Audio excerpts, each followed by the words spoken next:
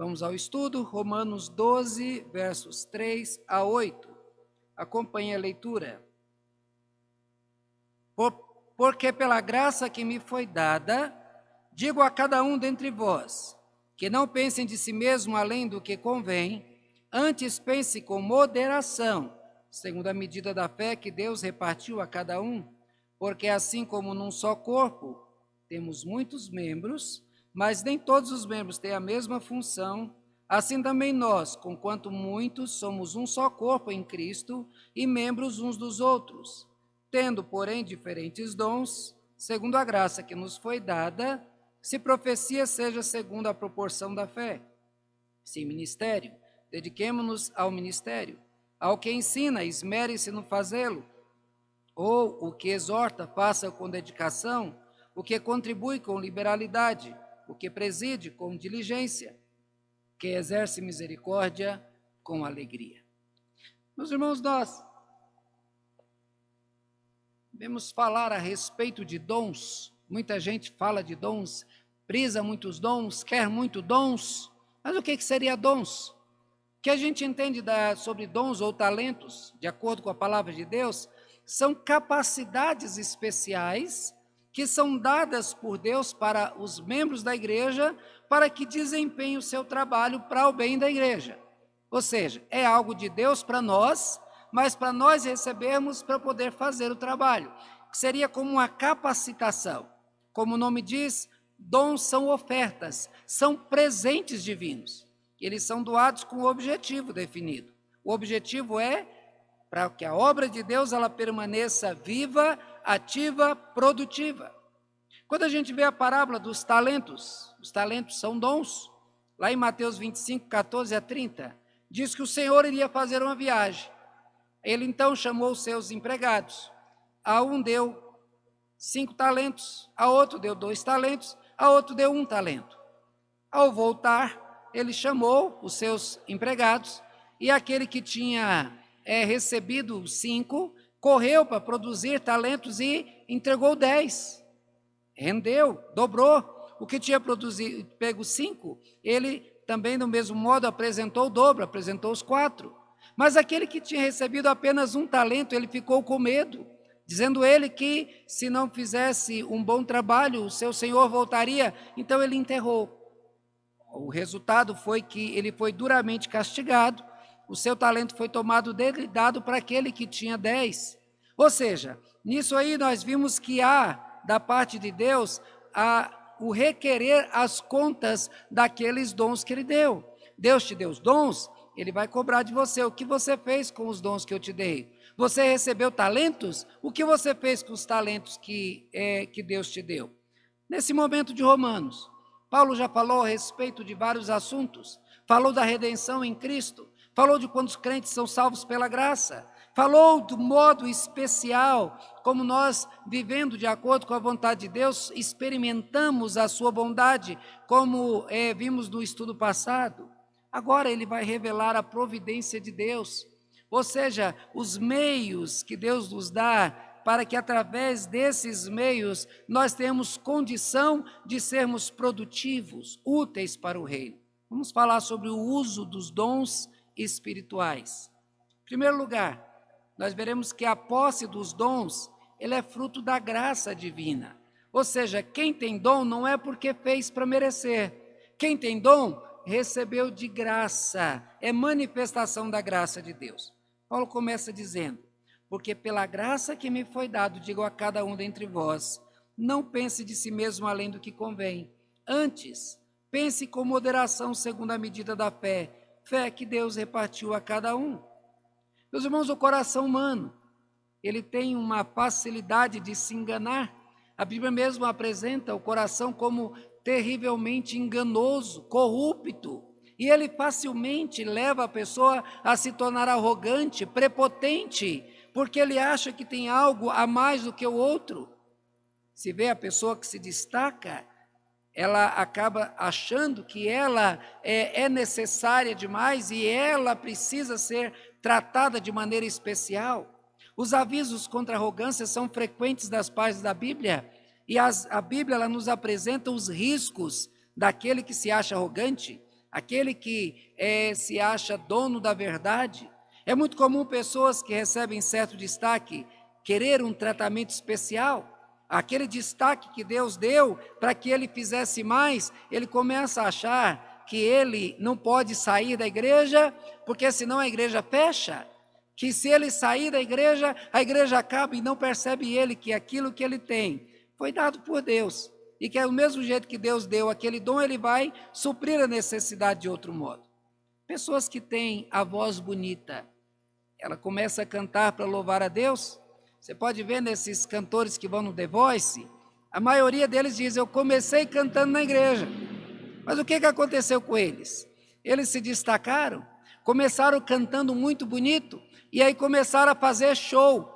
Já não é mais para louvar, é para mostrar o que pode oferecer. Aí a igreja já não dá o rendimento necessário, eles não recebem nada por aquilo, então vão correr atrás de ganhar dinheiro com aquele dom que Deus deu para louvá-lo, e que acaba então dando esse louvor para outras coisas. Entra a nossa argumentação aí, todos os homens que possuem dádivas divinas doadas por Deus, devem procurar fazer o melhor para a obra do Senhor. Os talentos presentes divinos são para facilitar a nossa vida cristã. Nossa vida é difícil de viver. Pare para pensar na vida cristã, nos desafios que o crente tem, e aí então quando você percebe esses dons, as capacitações que Deus nos dá para que um membro ajude o outro, para que um cuide do outro, para que um dê o ombro para o outro, para que force, ajude o outro, a gente vê que através desses dons Deus vai sustentando a igreja. Olha, sem a doação divina, todos os crentes seriam inúteis. Não teríamos nada para oferecer. O músico não teria as músicas bonitas, as composições bonitas para poder cantar. O pastor não teria nada para ensinar. Sem o Espírito Santo seria totalmente vazio. Os músicos, como disse, não teria beleza de nada do que fazem. Os líderes tropeçariam nas próprias pernas, não teriam condição de trabalhar. Por quê? Porque eles estariam desprovidos de sabedoria que vem do alto. Paulo disse, pela graça que me foi dada, digo a cada um, não pense de si mesmo além do que convém. Eu já vi muita gente que é farto financeiramente, porque dá um dízimo alto, querer controlar o que é feito da igreja. Mas se ele tem um dízimo alto, é porque Deus o abençoou ricamente. Ele deveria ver-se como alguém que é responsável por aquele bem que Deus deu para sustentar a igreja, e não querer controlar a igreja com seu bem, com aquilo que ele traz que pertence a Deus. Porque se ele dá um dízimo alto, aquele dízimo pertence a quem? Não pertence a Deus? Então por que ele quer controlar alguma coisa com algo que não pertence a ele, que pertence a Deus? Antes de mais nada, Paulo reconheceu que o que ele tinha foi alvo da graça de Deus, da graça que foi recebida do Senhor. E agora, então, baseado nesta graça, ele vem corrigindo a igreja. Ele afirma, digo a cada um de vós que não pense de si além do que convém. Esse texto é como um tapa na cara daqueles que querem se arrogar, se tornar arrogantes, orgulhosos. Há muita prepotência no meio cristão, irmãos. Um tempo atrás, conversando com um jovem que tocava a guitarra num grupo musical aí, ele contando que certa vez um pastor contratou para cantar na igreja, e aí o pastor chegou dizendo, não, agora nós vamos começar com o culto. Ele diz, não, esse negócio de começar com oração, não, começa com a... E aí colocando as regras para poder fazer o que eles iam fazer na igreja, porque assim nós não cantamos. Outros cantores aí, que na hora de cantar é 50% antes do culto e 50% logo na hora antes da apresentação, porque senão não apresentam. Virou comércio, o dom de Deus se tornou um comércio para eles. O cuidado de Paulo é quanto ao exagero. Não é errado que o músico se sinta valorizado, como não é errado que um líder que trabalha firme, com cuidado, ele se valorize. Não é errado que um pastor se sinta prazeroso por trazer boas palavras para a igreja. Agora, pensar acima do que convém, a exaltação pessoal, e a Bíblia diz que aquele que se exalta, ele será humilhado, ele se sente autossuficiente. Veja, é como se Deus se tornasse refém daquelas pessoas que ele deu o dom. Se eu sair da igreja, a igreja fecha? De maneira nenhuma. Antes, o texto disse, pense com moderação, segundo a medida da fé que Deus repartiu. Ou seja, a fé que cada um de nós tem é presente de Deus. Tito 1,1 diz, a fé é dos eleitos de Deus. Essa fé Deus nos dá, Ele reparte a cada um, e baseado na fé é que nós devemos pensar sobre nós com moderação, porque sem fé estaremos perdidos. E Ele nos deu, Ele nos atraiu. Devemos ver que o nosso trabalho, ele será recebido por Deus, e Deus ele vai nos galardoar, Ele vai dar galardões para aqueles que forem fiéis. Eu vejo o galardão como um presente de Deus, como algo que é dado para Deus como recompensa. Ele não é obrigado a dar nenhuma recompensa, mas Ele dá como estímulo. Ele não é obrigado, mas Ele tem prazer, como um pai que vê o filho estudar e tirar notas boas, ao final do ano dá um presente para ele. O filho era obrigado a estudar, é obrigado a tirar notas boas, mas o pai faz porque o pai tem prazer e de ver a alegria do filho em ter conseguido tudo aquilo. Irmãos, quando a gente vê o fruto do Espírito, a gente vê a ação do Espírito em nós, produz coisas boas, positivas, e se diretamente ou corretamente direcionado, vai produzir ótimos frutos em nós. O crente não deve querer exigir algo em troca daquilo que faz, ele não deve se orgulhar por aquilo que ele possui.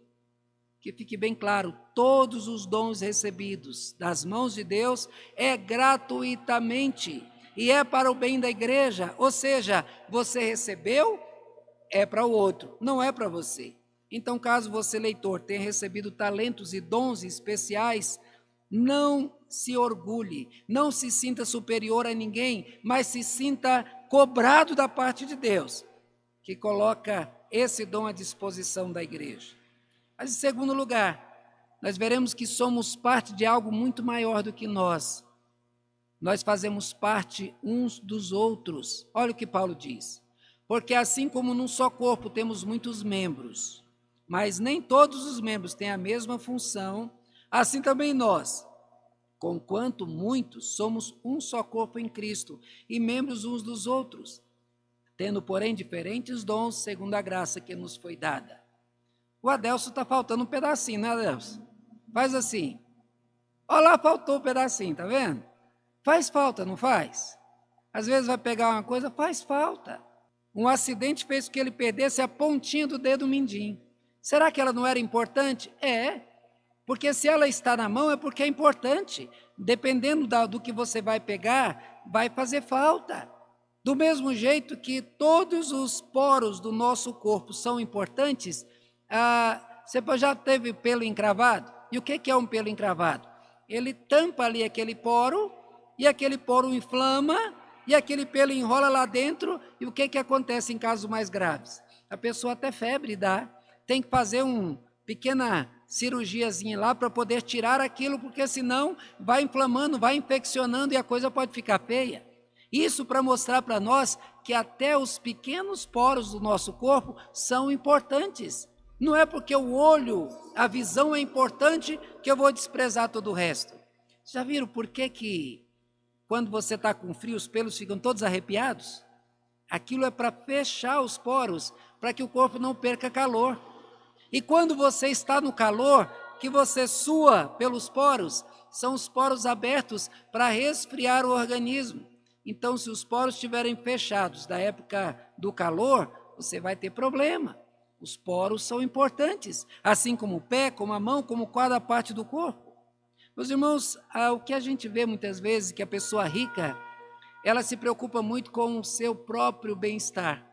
Ou seja, ela compra o que quer, ela quer o seu conforto, ela gasta o seu dinheiro no seu conforto, ela toma as decisões do que ela quer. Paulo, ele diz aqui, somos um só corpo em Cristo e membros uns dos outros. Ao contrário dos ricos que acham que pode fazer o que quer com o seu dinheiro, você, como membro de uma igreja, você tem que se atinar para o fato de que aquilo que você tem não é teu. Aquilo que você tem faz parte de um grupo. Você faz parte de uma igreja, é como um corpo, porque a Bíblia clara ao mostrar que nós somos corpo de Cristo. Ele é o cabeça. Ou seja, aquilo que eu sou e aquilo que eu tenho, eu devo dividir com a Fátima, com o Rodrigo, com cada um de vocês. E do mesmo modo que vocês têm, deve ser dividido. A comparação com dos membros da igreja com parte do corpo, aparece neste texto, e Paulo também fala em outros textos. Se você não pensou, pense nisso. Cada parte do corpo trabalha para outro. Qual a parte do corpo que trabalha para si mesmo? O olho vê para quem? Para o corpo. A boca mastiga para ela mesma? Não, ela engole para que o corpo seja nutrido. Você vai olhar todos os órgãos internos, nenhum deles trabalha para ele. Então, quando você olha essa comparação e vê aquilo que você está vivendo e como está vivendo, você vai perceber que você deve fazer mais para a igreja. Olha, quando uma pessoa sofre AVC e ela fica com a metade do corpo ou parte de um braço sem movimento, o que acontece? Ela vai ter que arrastar aquela perna ou aquele braço. Por quê? Porque aquele braço não está funcionando direito. Ou seja, o corpo tem que funcionar corretamente. Então, quando eu e você não trabalhamos, não cumprimos o nosso papel como parte do corpo, fazendo o nosso papel, nós vamos ser pesados ao corpo, ou nós vamos impedir que o corpo se movimente como deveria, ou que haja o crescimento da igreja como deveria, porque nós temos que funcionar como parte de algo maior do que nós. Veja, irmãos, todos nós seríamos mais humildes se possuíssemos esse entendimento, que devemos trabalhar uns com os outros e para o bem dos outros. A gente vê lá em 1 Coríntios, capítulo 14, versículo 12, que diz assim: assim também vós, visto que desejais dons espirituais, procurai progredir para a edificação da igreja. Veja o que ele está mostrando aqui, que quem quer crescer e quer ter mais dons, não pode olhar para si e querer só para si. Deus o abençoa egoísta. Mas o texto diz, você quer dons? Busca a edificação da igreja. Você quer ter mais? Ofereça mais. Será que isso é correto? Veja, por exemplo, um pé de rosa, que dê muita rosa. Quando você vai lá e poda ele, o que acontece? Ele brota muito mais e mais rosa ainda. Se você vê uma fruteira, por exemplo, se depois daquela carga você poda ela, você aduba ela, ela vai dar uma carga ainda maior. Ou seja, aquele que deu, uma vez que ele deu, ele vai receber, ele vai produzir ainda mais. Então, aqueles que querem ter mais coisas para oferecer na igreja, devem oferecer-se mais. Veja como é que isso funciona. Vamos imaginar que a pessoa acaba de entrar na igreja e ela se dispõe a ajudar na parte física da igreja. Precisa arrastar um banco, ele está lá. Precisa pegar uma água para o pastor, ele vai lá e pega. O que a igreja faz com ele? Vira diácono. É fatal. Na eleição, vira diácono, porque as pessoas reconhecem aqui. Mas aí ele começa a visitar um membro, visitar outro membro, ele começa a ajudar o pastor, ele começa a visitar com o pastor, aí ele começa outras áreas. Vai ter eleição para presbítero, o que acontece? Aquela pessoa é uma pessoa muito preocupada com a igreja, e aí ela vai e escolhe ele para presbítero da igreja. Veja, começou chegando, ajudando, e aí então o reconhecimento vem. Aí uma pessoa chega sem saber tocar nada, e começa tocando ali um instrumento, ali vê outra necessidade, ele vai lá para aprender outro instrumento, daqui a pouco precisa cantar, ele vai lá e canta também, mas não canta muito bem, mas aí ele vai aprender, e Deus vai dando desenvolvimento. Conheci uma menina, ela cantava muito mal, mas ela viu que na igreja era necessário que alguém cantasse. E ela foi lá, colocou-se à disposição. A princípio, muito ruim. Logo depois ela começou melhorando. Aconteceu também aqui na Expansão. O presbítero Dionísio, que hoje é presbítero lá na terceira igreja, quando eu era ainda seminarista lá na Expansão, não tinha ninguém. O grupo era muito pequeno, não tinha ninguém para tocar. E ele então comprou o teclado, arrumou a revistinha e com os acordes bem simples da revistinha, ele tocava alguns hinos, alguns cânticos que ele treinava a semana inteira. Acabou tocando na igreja, e ele é um dos que tocam até hoje. Então, veja, entenda isso. Aquele que quer crescer na igreja deve procurar progredir, deve procurar o bem da igreja, e quando ele oferece para a igreja, Deus vai o capacitando, vai crescendo. Então a melhor maneira de crescer é ofertar. Aquele que se doa mais é aquele que mais recebe de Deus. Quem quer ter dons não pode trabalhar para si mesmo, mas colocar os seus talentos para o desenvolvimento do reino de Deus. Quando crentes entendem que fazem parte de algo muito maior e promovem o bem da igreja, ele louva a Deus, ele adora a Deus com o seu comportamento. E quando se adora a Deus e quando se coloca a serviço de Deus, o próprio Deus honra e faz com que ele participe de maneira mais nessa estrutura, nesse mecanismo funcionando que é a igreja, e aí então ele vai crescendo. Mas em terceiro lugar, irmãos, nós veremos que o uso dos dons exige responsabilidade e dedicação. Aquele que recebeu falou, peraí, eu recebi isso, eu tenho que tomar cuidado, eu tenho que fazer produzir. O texto diz, se profecia, seja segundo a proporção da fé. Se ministério, dediquemo-nos ao ministério. Ou que ensina, esmere-se no fazê-lo. Ou que exorta, faça com dedicação. O que contribui, com liberalidade. O que preside, com diligência. Quem exerce misericórdia, com alegria. Veja, a Bíblia ela cita alguns outros dons espirituais. Então, essa lista pequena aqui, de longe, é exaustiva. É apenas para mostrar que existem os dons e como devem ser usados. A vida da sociedade na igreja e fora da igreja precisa desses dons sendo usados e exercitados. Todos eles dizem respeito a talentos e dons como qualificações especiais que capacitam a igreja para poder desempenhar o seu trabalho. Quando o empregado recebe uma ordem do patrão, e o patrão deixa os outros, mas o chama especial ali e dá aquela tarefa, ele se sente, opa, o patrão me escolheu, eu quero fazer algo especial. Mas se ele não se dedicar para aquela tarefa, a tarefa não vai produzir. E quando o patrão chegar e pedir para ele, e aí, o que você fez? Fala assim, me desculpa, patrão, não deu para eu fazer, ou o tempo foi muito pequeno, o patrão da próxima vez não vai chamá-lo mais. Ou seja, se ele recebeu uma tarefa, ele tem que gastar tempo para preparar aquela tarefa. Ele vai ter que oferecer mais, porque o erro na execução ou a constatação de falhas vão fazer desse funcionário alguém que perde as honras e não que as ganha. Sobre a responsabilidade da dedicação no uso dos dons, Paulo diz, se profecia, seja segundo a proporção da fé. Só para ficar claro aqui, profecia não é adivinhação.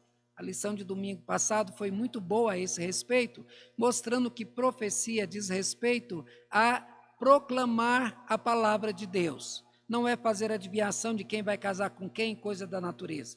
Mas, sendo a palavra de Deus, é necessário que se tenha fé, que essa aqui é a palavra de Deus.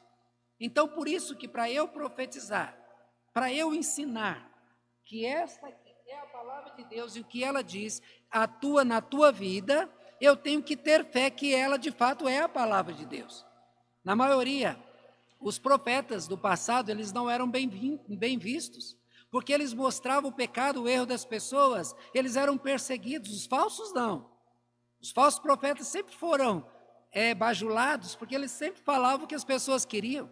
Eles eram usados para o governo, para poder amaciar as pessoas, para poder colocar as suas decisões e todo mundo aceitar.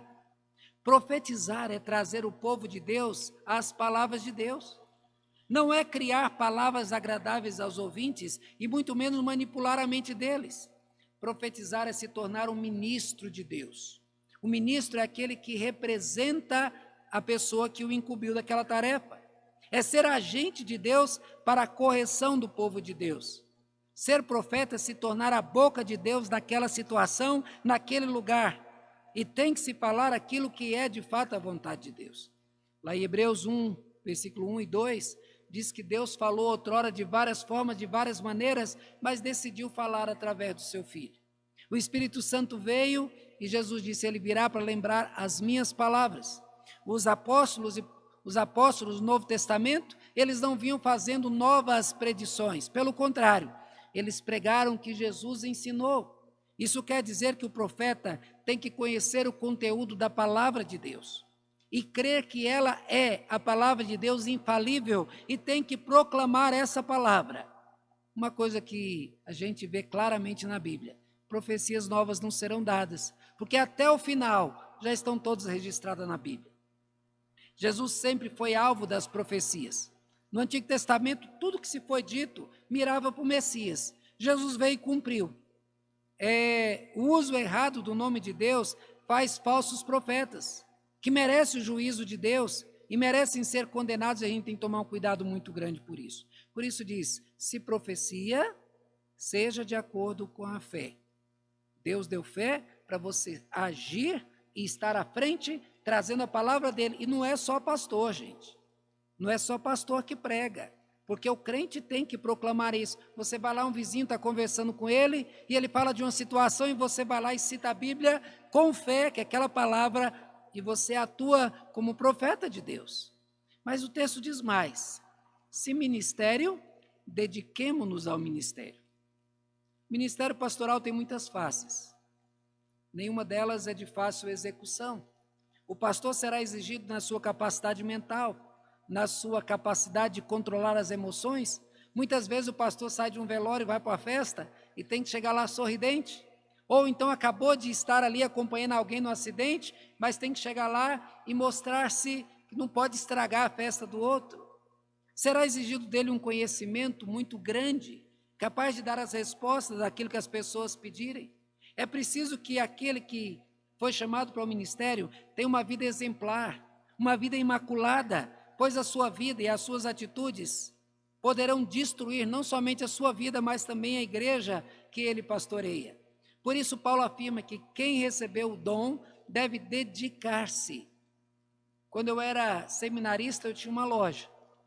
E eu orei pedindo ao Senhor que Deus me sustentasse através da loja, que ao terminar o seminário, eu iria trabalhar só para o ministério. E graças a Deus, Deus abençoou e foi assim que aconteceu. Por causa desta palavra, que o texto diz que aquele que tem o ministério deve dedicar-se a isso, deve dar tudo de si.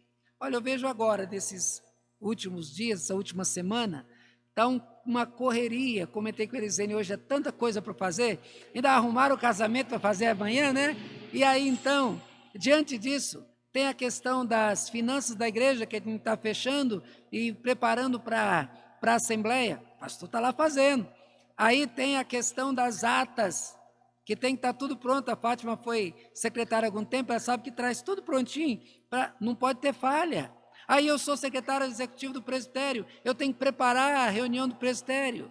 E além disso, e tem uns estudos bíblicos hoje, por exemplo, esse estudo, só hoje eu escutei ele umas 3 vezes, porque depois de escrever, como eu escrevo várias outras coisas, eu tenho que relembrar o que foi escrito para trazer para vocês.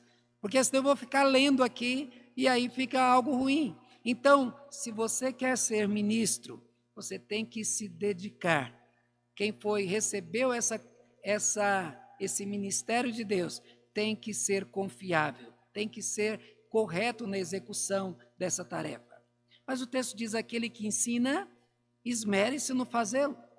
Veja, meus irmãos, que na igreja há várias frentes que diz respeito ao ensino. Todos necessitam de professores e nenhum professor tem menor importância, porque o professor de criança não é menos importante que o professor da classe do tempo, porque aquelas crianças, elas estão sendo formadas, o seu conhecimento, ela está sendo preparada para a vida. Se ela não for corretamente ensinada, ela será um adulto falho. Então, todos precisam dar o melhor. Cada sala de aula deve ter um professor e cada professor tem que estar muito bem preparado. Uma vez um aluno chegou, perguntou para o professor, professor, a aula estava muito chata. E aí então falou, professor, o senhor preparou essa aula? Ele disse, não. Então o aluno disse, o senhor me dê licença? E assim saiu da aula. Isso aconteceu no seminário. E o professor não pôde fazer nada. Mas das outras aulas ele preparou melhor. porque ele viu que aquilo que ele fez e aquela atitude do aluno foi para questioná-lo, dizendo: você é professor, você recebe para vir dar a aula, então você tem que dar a melhor aula possível, esmere-se no fazê-lo. Olha, se um aluno que está lá para receber a aula de matemática, de português, se ele tem que receber a melhor aula, imagine então aqueles que trabalham para o preparo para a pessoa viver a vida cristã. Então, se professores seculares têm que fazer o melhor, o professor então da casa de Deus tem que fazer melhor ainda. Imagina chegar aqui, vocês vêm para a escola dominical, aí o professor não sabe nada da lição que vai dar. Veja, eu trago para vocês aqui no computador, mas eu tenho esse estudo escrito lá, e como disse para vocês, só hoje foram 3 vezes que eu tentei relembrar. Então, se caso acabasse a energia e apagasse, falei: e agora? Não tem como ler. Então, aquilo que eu aprendi, de relembrar aquilo que foi escrito, eu poderia usar, mas seria inaceitável que eu viesse para vocês dar uma aula não estando preparado. Por isso o texto diz: o professor tem que dar o melhor. Deus me deu o dom, eu tenho que exercer com responsabilidade. Mas ele diz: aquele que exorta, faça com dedicação. Exortar é avisar do erro, é corrigir quem está trilhando caminhos perigosos. Facilmente a pessoa desiste da teimosa. A pessoa está no erro, aí você vai lá e exorta, e aí a pessoa continua errado. A tendência é desistir daquela pessoa. Mas se isso acontecer, ela vai ficar perdida definitivamente. Quem exorta deve ser dedicado na tarefa, é um dom de Deus. Tem que pegar no pé mesmo, porque aquela pessoa pertence a Deus. Tem que exercitar esse dom sendo perseverante. Não pode deixar a determinação, tem que caminhar com o irmão faltoso até o final, até ele se corrigir. Tem situações que às vezes a gente fica assim: meu Deus, de novo, vem com o mesmo assunto, o mesmo erro, e eu vou perder esse tempo. Não é perder tempo, é investir tempo, porque aquele irmãozinho, pode ser que aquela palavra pode ser decisiva. Me lembro que uma vez eu estava no seminário, e naquela época não tinha carro. E eu saía do seminário por volta de 10 da noite, 10, 11 horas da noite. Nesse dia, eu saí por volta de 10 horas. E eu estava aqui na Expansão. Você sabe que se hoje o ônibus para a Expansão é difícil, imagina isso há 20 anos atrás. Mas eu disse: eu preciso ir lá, porque aquele irmãozinho, ele tinha bebido e começou a beber bastante. E eu então saí de lá e cheguei na casa dele, ele já tinha bebido. E eu sentei com ele, eu conversei com ele, eu orei com ele, e aí ele ficou muito incomodado do pastor dele, porque eu não era pastor ainda, mas para ele eu era o pastor dele, ter saído do seminário àquela hora da noite, e eu cheguei em casa de madrugada, eu não sei nem como que eu voltei para casa aquele dia, aquela noite, mas foi a última vez que o Júnior bebeu. Até hoje está lá na igreja, um servo de Deus. Mas veja, o texto está dizendo aqui que aquele que exorta tem que fazer com dedicação. De repente, no meu caso, foi sair do seminário e visitar o irmão aquela hora da noite. E qual é a necessidade de exortação que alguém precisa de você? Talvez um parente que está fraco, talvez um crente que ninguém saiba do que ele está fazendo de errado, mas que precisa. Então não desista. Veja que nós estamos falando aqui que os dons precisam de ser exercidos com responsabilidade e com dedicação. Aqui diz: e o que contribui com liberalidade. Tem gente que parece que deixou um escorpião no bolso, mas não enfia a mão lá no bolso de jeito nenhum. Tem um medo de gastar terrível. Para ajudar as coisas da igreja é muito difícil. Irmãos, muitas tarefas ficariam paradas se faltassem a fidelidade dos dizimistas e ofertantes. A igreja ficaria com seu nome sujo por não pagar as suas contas. Não poderia comprar os bens e os produtos necessários à sua manutenção. Não teria como sustentar o pastor. Sem pastor, a situação da igreja ficaria ainda pior. Não teria como ajudar o necessitado. Quando um membro é aceito na igreja, ele promete sustentar a igreja em 3 áreas. Promete sustentar a igreja com a sua presença. A gente vê pelos bancos vazios que tem muita gente que precisa ser relembrado disso. Promete sustentar a igreja com o seu testemunho. Tem muita gente aí fugindo isso, fazendo coisa errada e envergonhando a igreja. e promete sustentar a igreja das finanças, sendo fiel no dízimo. A maioria vem um problema, aí tem um problema com alguém, um problema pessoal, as dificuldades, então abandona a frequência para a igreja. O meu trabalho está difícil ir para a igreja, não vem. Aí vem uma fraqueza espiritual, toma conta dela, e ela então não dá aquele bom exemplo, fica envergonhada e não vem mais para a igreja. Aí começa os questionamentos sobre a entrega ou não do dízimo e acaba abandonando. Deus, ele sustenta a igreja através dos seus membros. Se você tem um dízimo grande, é porque Deus está te abençoando para que você tenha a sua profissão e ganhe mais. Porque aquele irmão que ganha R$100 e dá 10%, dando R$10, ele está dando o mesmo que você. O crente fiel, não existe um crente fiel que dê menos dízimo do que o outro, porque ele vai dar a porcentagem daquilo que ele ganha. Então, aquele que deu só R$15, com aquele que deu R$1.000, diante de Deus, ele deu a mesma coisa. Os crentes, eles devem ser fiéis na entrega dos seus dízimos. Aqui o texto diz que é aquele que contribui com liberalidade. Uma vez uma pessoa começou a questionar demais a questão do dízimo, eu disse, não dê dízimo não. Não dê nada na igreja, não. Não dê, não, porque quando você fica chorando porque você entrega o seu dízimo, isso ele não serve para você. Lembra lá de Ananias e Safira, que acharam que o dinheiro era grande, recolheu, tirou metade lá para ele? O que aconteceu com ele? Só que você vai sofrer da mão de Deus. Por quê? Porque Deus, a palavra de Deus é clara. A palavra é dízimo, não é 5%, não é 12%, não é mais. Você quer dar mais, é por sua conta, mas é 10%. Então você tem que fazer isso com liberalidade. A Bíblia diz que Deus ama aquele que dá com alegria. Você deve se alegrar dizendo, Deus me deu o meu salário, Deus me deu a saúde para eu trabalhar, Deus me deu todos os meios para eu exercitar o meu trabalho e eu agora recebi. E eu vou agradecer a Deus entregando o dízimo que é dele. Então tem que ser algo com alegria, tem que ser algo que você entrega e não fica chorando. Tem muita gente que vai dando, vai diminuindo, e fala assim, será que ele está achando que engana quem? Será que essa pessoa trabalha e ganha só isso? Se ele não engana nem o pastor, nem os presbíteros que contam o dízimo, será que está enganando a Deus? Então, temos que ver isso aí, porque o que a Bíblia diz é que nós devemos entregar com alegria, com disposição. Falar de dízimos e ofertas não deveria ser nem necessário, porque todos sabem a importância e do modo como Deus exige que sejamos fiéis, não somente nessa, mas como em todas as áreas. Mas o texto diz mais, quem preside, que faça isso com diligência.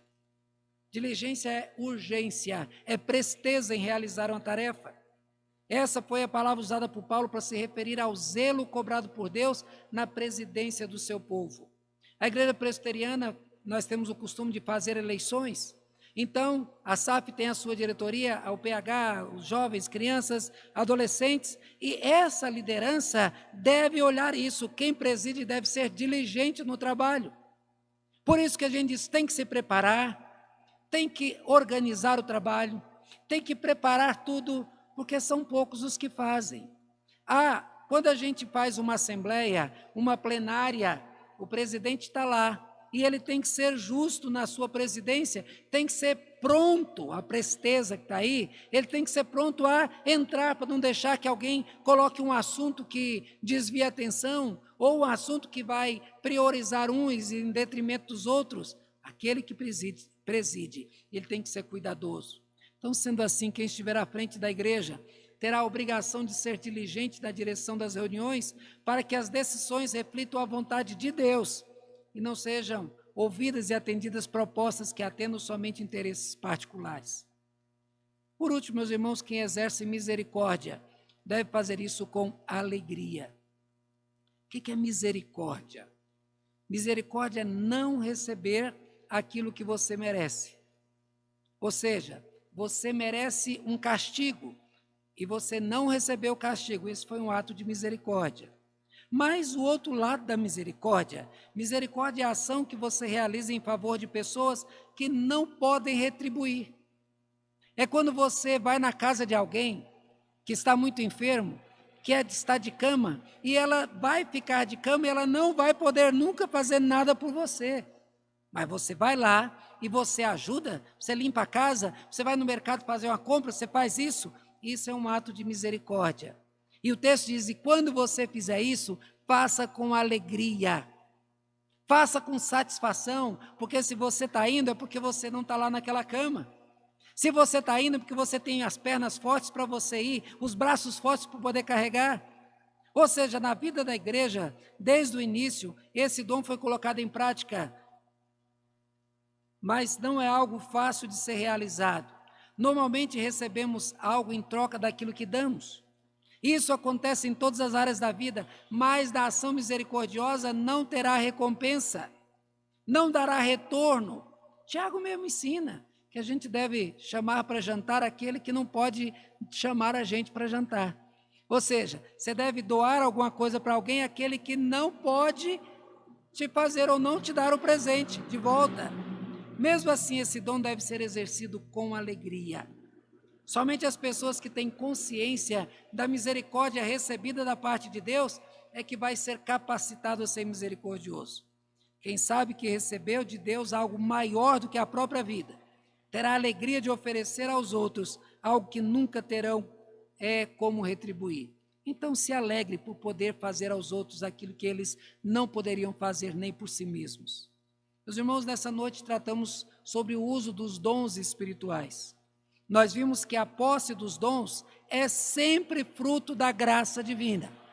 Todo dom que todo mundo da igreja tem é fruto da graça. Não é mérito humano, não é porque correu, não, é porque Deus foi gracioso. Em segundo lugar, vimos que nós somos parte de algo maior do que nós mesmos. Nós fazemos parte da igreja e fazemos parte uns dos outros. Em terceiro, o uso dos dons exige responsabilidade e dedicação. Se você tem dons, saibam que eles foram dados pelo próprio Deus. Não veio de você, foi presente de Deus. A posse deles não pode ser usada para engrandecimento pessoal, para se sentir superior, mas para te responsabilizar ainda mais no cuidado do povo de Deus. Saiba que Deus cobrará pelos dons que foram dados. Use com zelo e com responsabilidade. Assim, você vai alegrar o coração de Deus e você, com certeza, será ainda mais abençoado por Deus. Que você possa, então, usar bem os dons que Deus te deu. Amém?